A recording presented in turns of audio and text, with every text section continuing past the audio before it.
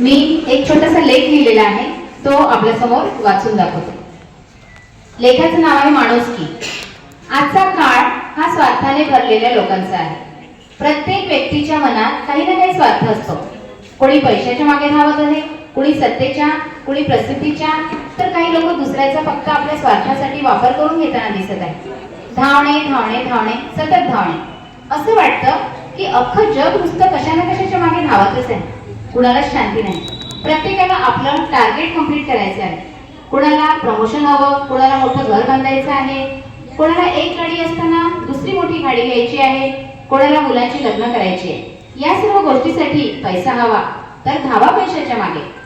काही लोक तर कुठल्याही मार्गाने पैसा मिळवण्यासाठी धावत आहे, मग तो मार्ग चांगला असो की वाईट.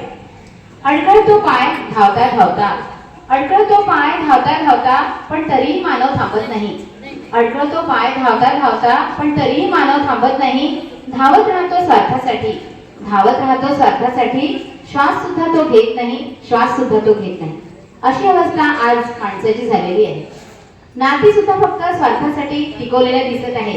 कुणाला एखाद्या व्यक्तीकडून पैसा हवा आहे, कुणाला प्रॉपर्टीचा हिस्सा मिळणार आहे, तर कुणाला एखाद्या व्यक्तीकडून कामं करून घ्यायची आहे म्हणून टिकवा नाती. अशा या स्वार्थी युगात काही चांगली माणसं सुद्धा असतात बरं का, जी दुसऱ्याच्या मनाचा विचार करतात, दुसऱ्यांना जपतात. त्यांचं वागणं निस्वार्थी असतं. अशी लोक कधीही कोणाचा आपल्या स्वार्थासाठी फायदा घेत नाही, नेहमी दुसऱ्याचा विचार करतात. निस्वार्थ भावनेतून उमटते खरी माया, निस्वार्थ भावनेतून उमटते खरी माया. स्वतःपेक्षा आधी ठेवतो इतरांची छाया, स्वतःपेक्षा आधी ठेवतो इतरांची छाया.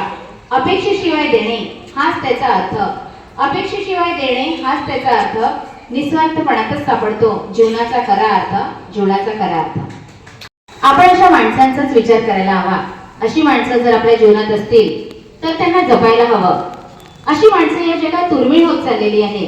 जी बोटावर मोजण्या इतकी आहे, ती जर आपल्या जीवनात असेल तर आपण खरंच खूप भाग्यवान. निस्वार्थ माणसं भेटणे हे भाग्याचे लक्षण. निस्वार्थी माणसं भेटणे हे भाग्याचे लक्षण. त्यांच्या मनात नसते कुठलेही गणित, कुठलेही मोजमाप.